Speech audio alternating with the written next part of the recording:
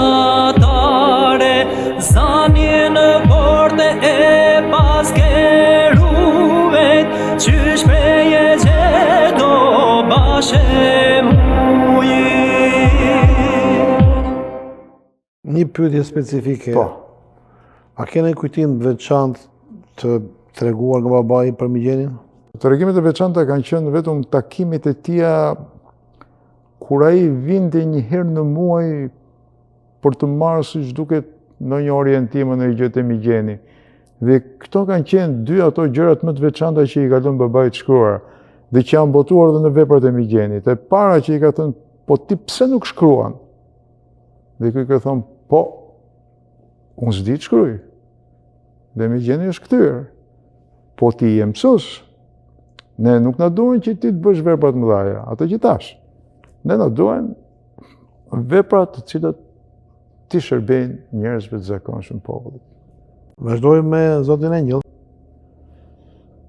Zoti Engjëll ka një jetë shumë të larmishme, e cila ka i vështirësi nga ana Zotit Engjëll, që duhet sintetizuar. Filloi që fëmijë. 2 vjeç e gjys, unë kujtoj që babai më shpinte në stadiumi që Mustafa, babai ishte në atë mahallë, më quajnë mahallja Ndocejve, ku është rritur Tishdaia, Doro Boriçi, piktori Simon Rota, e ca tjerë që unë si mbaj mend. Pra ishte lagje artistës dhe sportistës. Babai më çonte në stadiumi që Mustafa dhe mbaj mend që më ulte te tufa e topave, më shtjell me rrjet, dhe Doro Boriçi ishte trajneri i ekipit Partizanit, ku bënin stërvitje. Dhe unë luaja me ato topat aty. Kështu ka filluar fëminia ime me topat.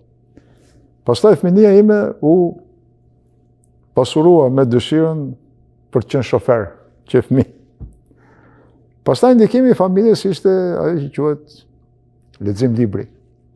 Dhe që i vogël kanë filluar të lexoj shumë. Kujtoj që në shtëpi babai më ka bler vazhdimisht letërsinë sovjetike, letërsinë për fëmijë sovjetike, ku autori më i dashur i gjithë fëminisë time, i gjithë moshatarëve të mi, ka qenë Arkadi Gajdar. Me ato librat e tij të bukur, Komandanti i Kështjellës për të bore dhe Timuri dhe skuadra e tij. Përveç kësaj, babai përktheu në atë kohë dhe përshtati për nxënësit e shkollave 7 vjeçare siç ishte, dhe të mesme, librin me tregime zemrat të Edmondo de Amicis, i cili u bë një udhërfyes në jetën time prej para adoleshenti. Kur bërë adoleshent, pastaj kam qenë nga shkolla e kuqe ku kam mbaruar. Jam i parë që kam mbaruar, viti i parë që kam mbaruar 8 vjeçaren. Do unë kam filluar 8 vjeçaren, ashtu siç edhe në gjimnaz, jam i parë që kam bërë 12 vjeç. Në ato transformime që i bënte koha arsimit në Shqipëri. Gjatë gjimnazit jam përpjekur jo të shkruaj, po kam lexuar shumë. Në shtëpinë tonë kishte edhe janë ruajtur akoma një pjesë 850 vepra në italisht, shumica romane, kuptohet shumica autor italian, po dhe kryevepra të autorëve nga gjithë bota, botime deri në vitin 43.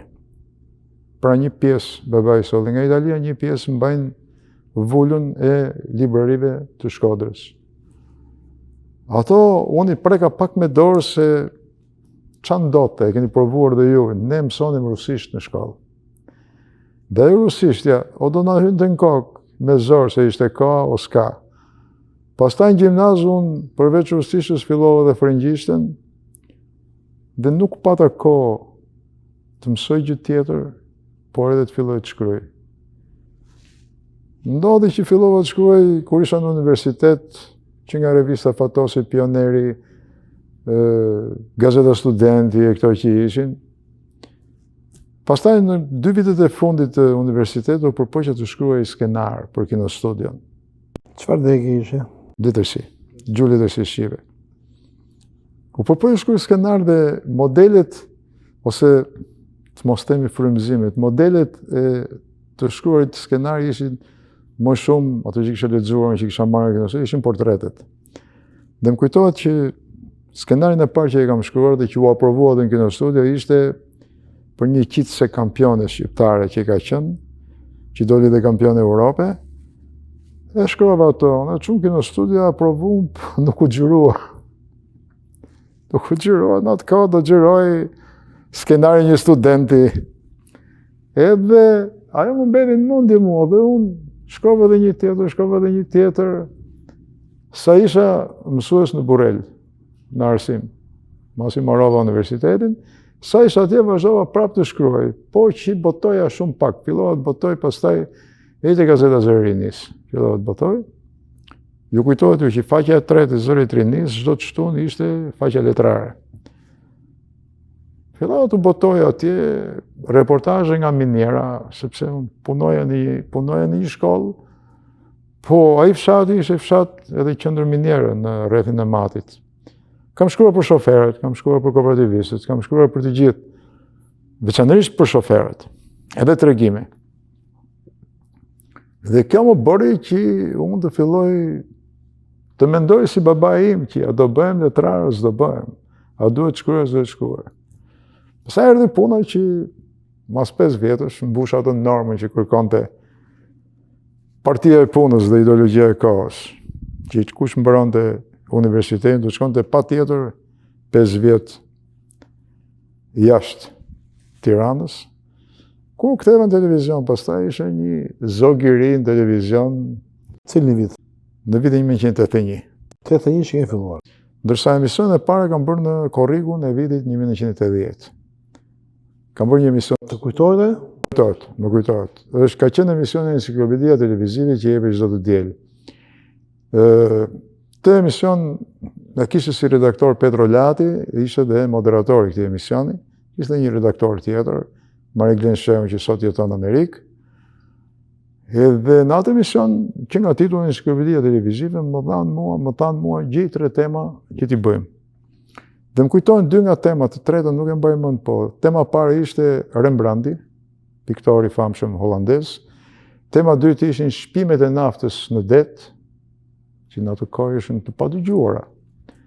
Dhe unë hap Laruse, hap fjallore, në bibliotekë kombëtare njërën tjetër, edhe i bëra. Temën e tretë nuk e mbaj mend, dhe satisfaksioni im më i madh që më bindi që unë o do hyj në televizion o s'ka, ishte fakti që kur nisi Petro Lati këtë emisionin me mbroma të nderuar teleshikues, theksoj që në fillim që ky emision është përgatitur nga bashkëpunëtori ynë Engjëll Ndoçaj.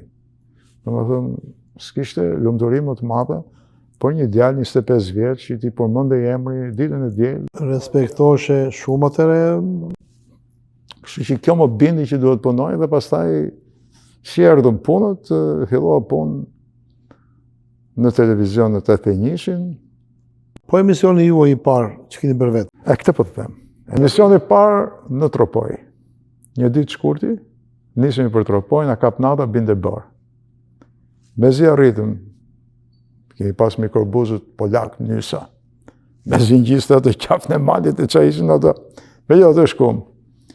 Të nesërmen, unë nisëm për të vajtur në Valbon, Matan Dragobis, në Valbon, ajo goca punon të gjeologe në sondat që çponin për të gjetur minerale. Dhe ishin madh një mali. Kur ne shkojmë atje, dikush merr në telefon si që kishin ato dhe i thot pikës, po i themi kafe apo restoran, çaj ishte një si barake aty, i thot kanë ardhur ato televizionet, kanë ardhur, thuaj atyre që nuk ngjiten dot. Se nuk ngjitemi dot, ne kemi ardhur për atë gocën. Fakti ishte që s'po binte të bërë, po kishte rënë bërë. Nuk ngjiten dot. Tani unë ngela shumë keq se ishte prova ime e parë, po nuk isha vetëm, kisha edhe një gazetar tjetër që ishte më i vjetër se unë. Me pak fjalë, ajo goca zbriti nga ora 2.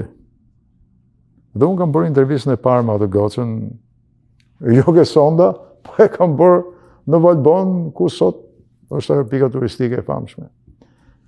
Kjo ka qenë emisioni im i parë, kurse i pari fare pastaj kam bërë në Pogradec emision. Rinia e gëzuar një qyteti. Ka qenë qershorin e vitit 81.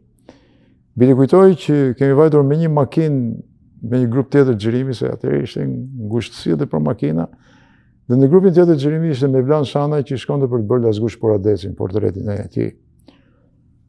Edhe e kaluam shumë mirë aty, unë njofta me Mevlanin e tjera, më këshilloi si regjisor, si ta bëj, si të mos e bëj. Shkoi shumë bukur. Televizioni në atë kohë, o të thoshte vetë televizioni s'bën për këtë punë, o të thoshte ecë përpara. Kështu ka qenë. Paktën kështu e kam kuptuar gjithmonë. Jo vetëm ke profesionin e gazetarit, po dhe ke operatori, sidomos operatori me cilin punoja. Dhe shumë për tyre fillon punë dhe i nxori koha. Shumë të tjerë gjeten shumë sipër. Mbas viteve 90, çfarë solli tek mediat shqiptare si risi?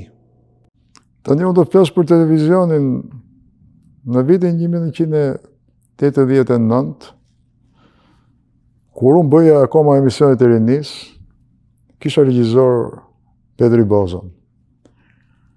Dhe Pedri Bozo që erdhi nga bankat e shkollës, nga Instituti i Lartë i Arteve, ishte viti i parë i regjis që i bëhen në Institut të Arteve, erdhi me një frymë, me frymën e brezit ti. Ajo është një 15 vjetë më i vogël se unë. Erdhi me atë frymë dhe solli këtë frymë, solli në emisionet e rinis. Petri ngulte këmbë që neve të fusnim në një këngë të huaj. Ngulte këmbë të fusnim në një portret në një artisti të huaj, në një gjë kështu. Tregju të rinj. Ai ishte ndaluar. Ishte ideologjia borgjeze revizioniste, si quhej. E solli Petri këtë, po mbaj mend që në 1990 ne kemi bërë një cikël që i përmbysi gjitha këto hallet që kishim ne, dhe cikli ishte futbollistët e rinj që do të luanin futboll në Italia 90, në kampionatin botëror. Dhe për të bërë atë, neve për të folur 2 minuta për shembull për futbollistët Ose muzikët. që ishte i vogël, na duhet të shkonim në gazetën Sporti Popullor tek kryeredaktori, ai për fatin e mirë tonin kishte një 5 organe shtypi në tavolinë që ishte i abonuar, jo çfarë ka qenë, si kujtoj dhe me emër, po mbaj me Frans Football, Corriere dello Sport, gazetat italiane, mbaj mend ka qenë një sportski futboll që ishte sovjetike, në atë kohë që i vinin aty, dhe ne merrnim nga i foto, nga i gjëke, i kështu për të bërë 2 minutë. Po ishte me siklet shumë të madh, po unë ja dedikoj, këtë gjë ja dedikoj Petri Bozës që jo më prishim mendjen, po më tha hajde të hyjmë edhe kësaj rruge. Dhe faktikisht ja hyjmë asaj rruge dhe na shkoi mirë puna. Sot e kësaj dite për shembull kur më takojnë ata që kanë qenë çunak të rinj ose goca të vogla që ishin në moshën e rinis, më kujtojnë edhe titujt e emisioneve, më kujtojnë dhe më bëhet qefi shumë, me thënë drejtën, që kanë mbajt mend nga ajo kohë çka kanë bërë unë. Po kanë qenë gjatë kësaj kohe unë kam bërë gjithsej 720 emisione rinie, që kisha 1-2 javë. Dhe gjatë kësaj kohe unë kam bërë dhe shumë emisione tjera, për shembull dokumentari im i parë, i bërë 100% nga unë është Frymëzimi nga Joni me 40 student të degës pikturës dhe skulpturës në Lukov. Atëherë ka qenë aksioni Lukovës. Dhe unë rregullova që të punojnë në atë sektorin e aksionit, që të jetojnë aty, po jo të punojnë me brezarët, po të brezarët të bëjnë piktura. Dhe kam bërë një dokumentar shumë të bukur që kur e shoh sot kënaqem edhe vetë.